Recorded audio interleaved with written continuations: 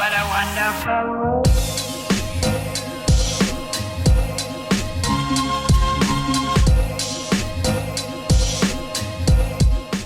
What's going on, guys? Welcome back to another video. Now currently I'm visiting Race Retro Show in Coventry, but I've stumbled across an auction. Well, I say stumbled across, I kind of plan to visit Silverstone Auctions up here. Let's have a little look and check out the cars that are going under the hammer this weekend. I've been drawn to this Renault 5 GT Turbo. It's a historic touring car. Look at that. This touring car has been campaigned for 30 years plus. Even got some old stickers here. The Donington Historic Festival, 2017, 2016, 2016. Silverstone Classic. I was expecting to see a engine in here, but looks like someone's nicked it. It's got a gearbox in it though.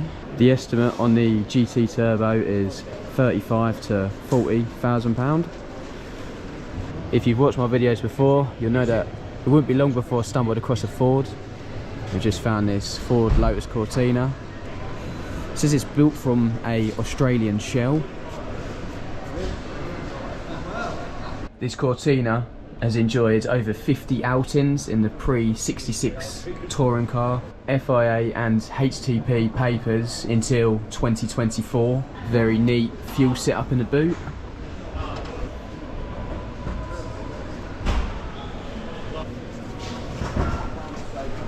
The estimate on the Lotus Cortina is 65 to 75 grand.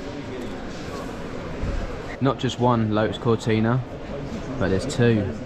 This Cortina we're looking at now is a 1964, same sort of setup in the boot. This one's got big fuel tank, spare wheel, battery relocated. Very, very similar setup in here as well. It's got a nice big cage in it and one bucket seat. I'm not quite sure why, but the estimate on this is considerably lower than the other one. This Lotus Cortina is only 30 to 35,000 pounds. Staying with Fords at the moment, we've just stumbled across this Puma rally car. It's built to a very high spec and it's also a no reserve, which I absolutely love. Apparently everything is in date apart from the seats, so I'm pretty sure you'd have to change them if you wanted to compete in a rally. And it is a no reserve, so whatever that sells for, it's going home for that price. Now check this out. This is my cup of tea. Ford Anglia. And this colour is beautiful. It'll be a very similar scenario with the interiors on these rally cars. No other seats, just one bucket seat, full cage, but doesn't that look the part? This Anglia has had a rebuild costing over £40,000. Got a D'Amico engine in here, 1.2 apparently, built to FIA regulations. This engine is capable of revving to 8,500 revs per minute. That's the fuel tank, tiny little fuel pump there. Very cool setup. Up next we've got a 1990 Austin Mini rally car. I've just had a sneak peek in the interior. Wow, look at that dash, all carbon fibre. This one's got two seats, the first rally car that we've seen today with two seats. A power assisted steering, that's a steering module from a Corsa C or a Corsa B, so that must be quite easy to turn. This happens with quite a lot of the doors. Look at that, it's just because it's one skin now basically. Now this was built by two brothers and overseen by some Irish rally legends, I believe. Not that you can see it, but there's the fuel tank in where the back seats would normally go, and all you've got in the boot now is just a fuel pump, fuel filter. That's it. It's a rust-free example. I've got to say, for me personally, this Mini just looks the part. The arches, the colour, it's actually flame red. Just the two stripes of white going up the back and a white roof. I'm not trying to sell it to you guys, but this thing is honestly stunning. Here is the 1380cc engine built by rally legend Lloyd Hutchinson. Looks so cool. Nice alley rad there. I've just seen the roll cage. Look at that, all the little gussets there. Air vent at the top. The estimate is 30 to 35,000 pounds. Looking around this 1994 Ford Escort RS Cosworth. Very standard interior, but a very wacky livery on the exterior. A quick fact about this Escort Cosworth is that it's a homologation special. Now what I can pick up from this terminology is that it's made to resemble a rally car, but it's road legal.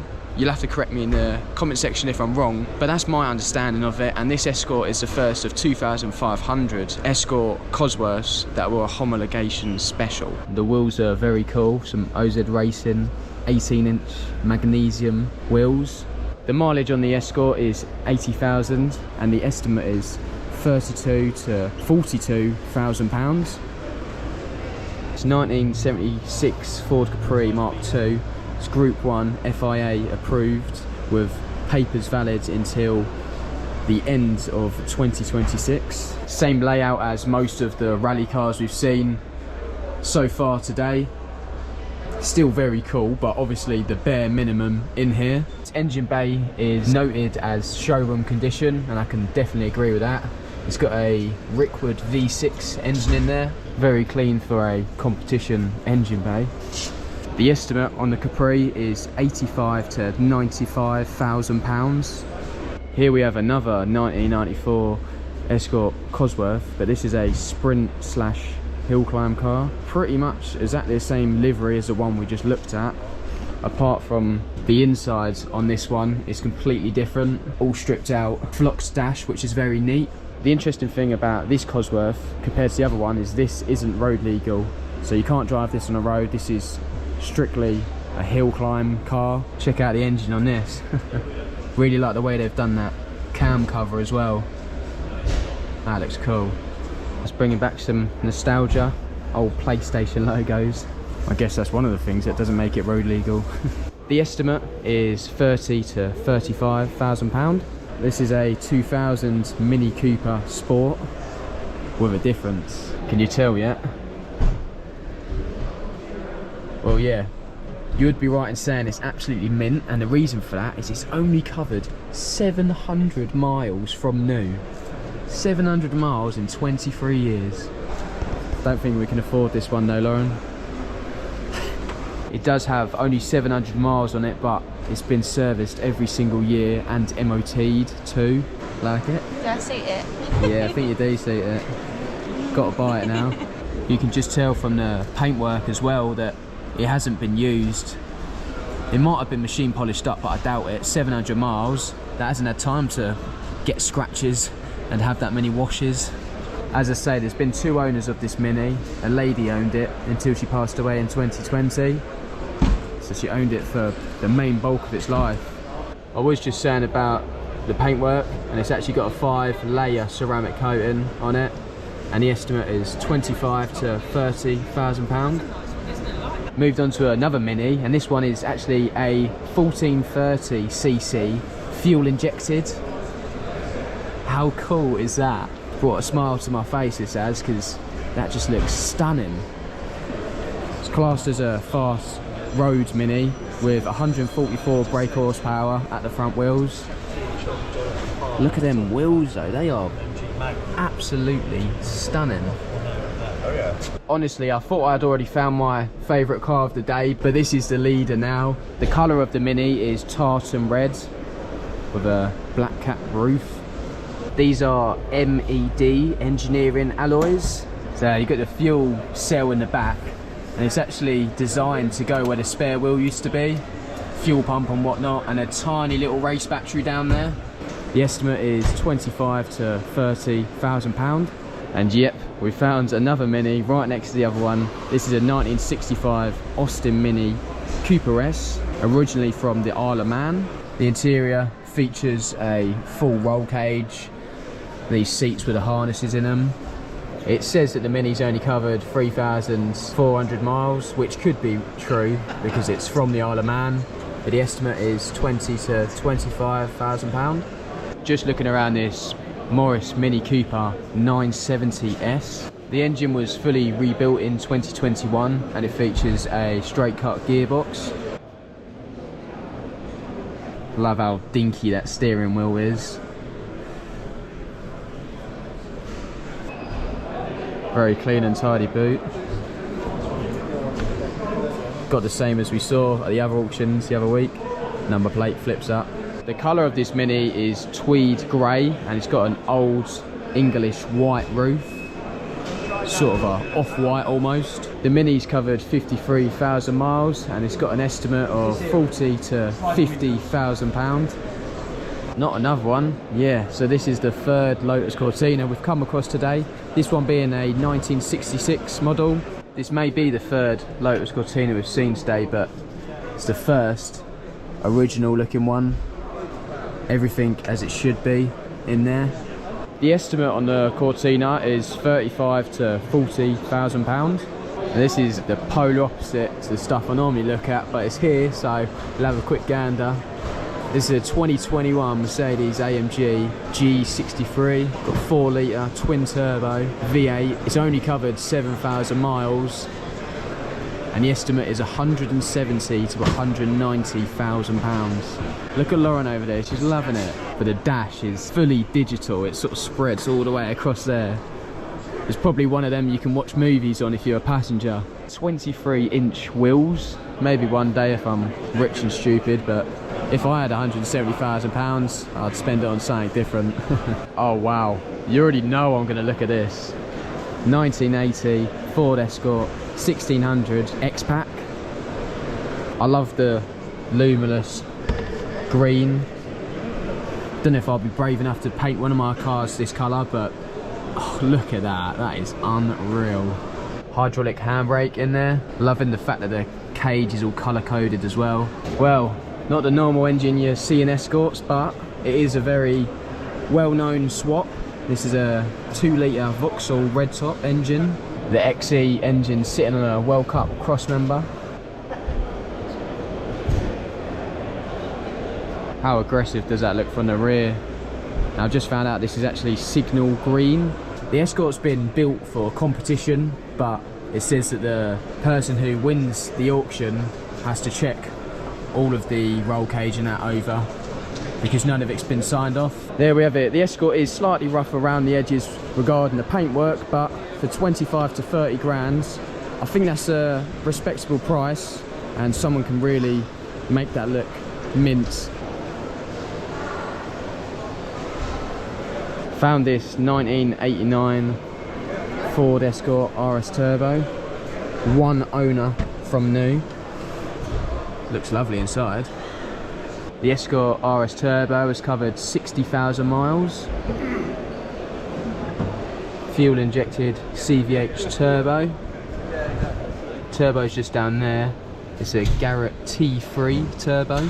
Under here somewhere in the gearbox there's a limited slip diff. Estimate on the RS Turbo is 24 to 28,000 pounds. Sticking with the Fords for the moment, say Escort RS Cosworth. Now this is one of 104 that were ever produced in this Aurealis blue. That is a terrible pronunciation from me.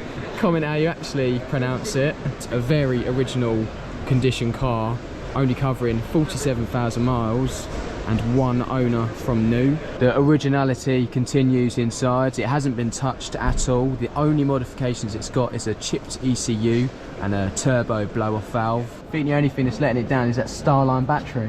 What a terrible make. And the estimate is 65 to 75,000 pounds. I'm not normally a BMW man, but this has caught my eye, and I'm all about trying to add different cars into these auction videos.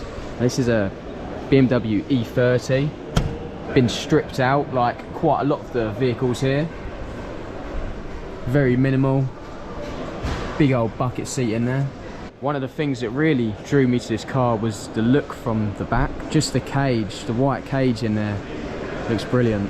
White wheels as well, can't go wrong with white on white. The engine's been upgraded to a 2 litre M20 B20 engine, and also the bonnet isn't open because this bonnet pin's alright, but this one's broken, so unfortunately I can't show you guys the engine bay. The estimate on the E30 is 14 to 18,000 pounds. Another classic Ford icon, the Sierra Sapphire RS Cosworth, gleaming in here in its black paintwork. Now this, just like many other cars in this auction, is a one owner from new. You can tell they've looked after it. I've got to say, Silverstone Auctions have done a great job writing up information on these cars. This was apparently the first Sierra Sapphire Cosworth sold in Scotland. Here's the heart of the car, the twin cam turboed Cosworth engine. Sierra needs a few bits of paintwork, but nothing major. And the estimate is £35,000 to £40,000. We found this two-door Escort, and it ain't any two-door Escort. This is ex-Colin McRae Rally Escort.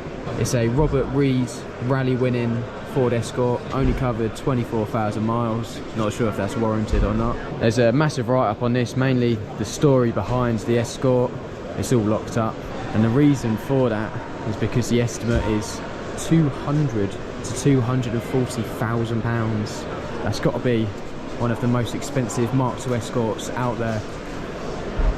Yet again, I've stumbled across a classic Ford.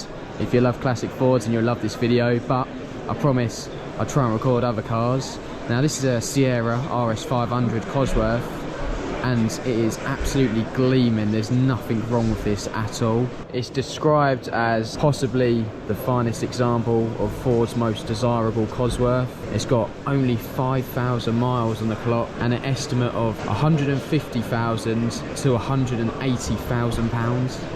That is nuts. It's only really when you start inspecting the interior that you realise how low mileage this is. Just these seal trims are immaculate, not one scratch on them. The door cards look like they've just come out of the factory. Now I ain't trying to sell you this, I'm just saying what I see. This is amazing. Lovely interior. I do say about bolster wear on these Recaros, and that hasn't seen any, has it, at all. It's brand new. What a lovely classic Ford. It's the little things, but look, all the bolts are still zinc plated. Even the lock, you can see it's zinc plated. It hasn't been used. I actually can't get over how new this car is. It literally looks like it's just come out of the factory. Oh, that's definitely the priciest RS500 I've ever seen, but let's see what it goes for. How about this then? Must be a really rare car. A 1986 Ford RS200. This is one of 20 built to 350 brake horsepower specification. I feel like whenever I see a RS200, it just looks like such a futuristic car. Look at all these vents up here for the airflow going into the engine. Would be so cool to have this all lifted up, but I'm not sure they'd like us doing that. Moving into the cockpit, very low down. Not sure if these red bucket seats came with the car. You guys will have to let me know if this is added modification or whether it's from factory. The estimate on the RS200 is £300,000 to £350,000. Got to be one of the most expensive cars here for sale at Silverstone Auctions. At £280,000, third and final. Congratulations, well bought. In fact, I was just talking about the price of the RS200. Makes this Lamborghini look like a little micro. It's only estimated £70,000 to £80,000. Not my usual cup of tea, but just looking around this 2005 Lamborghini Gallardo. It's one of 250 apparently. There you go, left hooker, just like the RS200.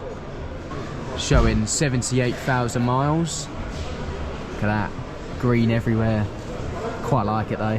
Love how you've got the glass panel where the engine is. 2005, so it's nearly 20 years old. Pretty meaty brakes on it. Also got a separate caliper for the handbrake. There's some minor defects in the paint, but you're going to get that on a 80,000 mile car. But I still think for 70 to 80 grand, that's yeah, you get a Lamborghini.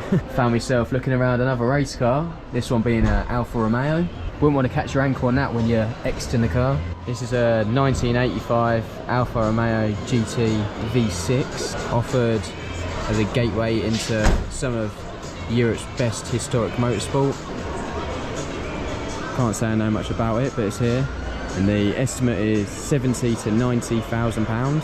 It's fair to say that I don't know a lot about Jap cars, but we stumbled across this 1996 Toyota Supra, 1,250 plus brake horsepower. The fastest rear-wheeled half-mile street legal car in the UK. That was a bit of a tongue twister, wasn't it? But just look at that. That is absolutely mental. Probably am being done 1, 2, 3, 4, 5, 6. It's got 6 cylinders, but it's got 12 injectors, it looks like. Someone will have to explain that to me. Is that just purely because it needs more fuel and they've adapted it to have 2 injectors per cylinder? But just look at that inlet. That turbo is the biggest turbo I have ever seen. Size of drag racing with a big chunky slick tyres at the back. You've got a parachute that features at the rear of the car as well. It's a no reserve, so whatever this sells for, that's what it's going home for. Let's see what that makes when it goes under the hammer. And there we have it, guys. That was my take on Silverstone Auction at Race Retro Show. I just want to briefly say a massive thank you to everyone at Silverstone Auctions for making me and Lauren feel so welcomed. It was great to go there and record all the cars. Now, as for new world records, there is obviously the elephant in the room, which was the Sierra RS500 Cosworth, which sold for £596,250, which is absolutely incredible. Can't believe that. But there was also loads of other world records broke. There was a Lotus Elan that broke a world record, a Fiat 131 Abarth, Land Rover Defender 110 Country, Lotus Elan, and also a Ford Sierra Sapphire, which I didn't record because there was just so many cars. Now, unfortunately, I didn't manage to capture the Sierra RS500 going through the auction because I was too busy checking out some other events going on at Race Retro Show. But you've all probably seen the clips already. It was crazy, and I don't think anyone expected it to go for that sort of money. You would have seen in my video that I had a good look round it and I thought it was mint, but is it worth £600,000? Let me know in the comment section below. I thought I'd mention the buyer's fees because people always ask about them in these videos. It was 12.5% of the hammer price plus VAT, which seems to be the average across the board. There's loads of auctions that I go to that do 12.5% plus VAT. To attend the auction and have a look round, you had to buy a catalogue. I think these were £10. So yeah, I think £10 admits 2 people into the auction, and then you can roam around and check out all the classic cars. If you're interested in visiting Silverstone Auctions, they do all of their auctions at different places. Their next one is at Supercar Fest on the 20th of May. So if you're interested in that, have a look. I'll leave all the links to their website and that in the description box below. But overall, it was a brilliant weekend visiting Silverstone Auctions at Race Retro. Me and Lauren didn't get carried away and buy a Mini. I think we will be purchasing one very soon. Just need to free up a bit of space in the garage first. If you do still have questions to ask, please feel free to whack them in the comment section below and I'll try and get back to you with an answer. Anyway, if you did enjoy this video, please give it a like, and if you like what you see, subscribe to the channel to see more. Thank you all for watching, and until the next one, I'll see you guys later.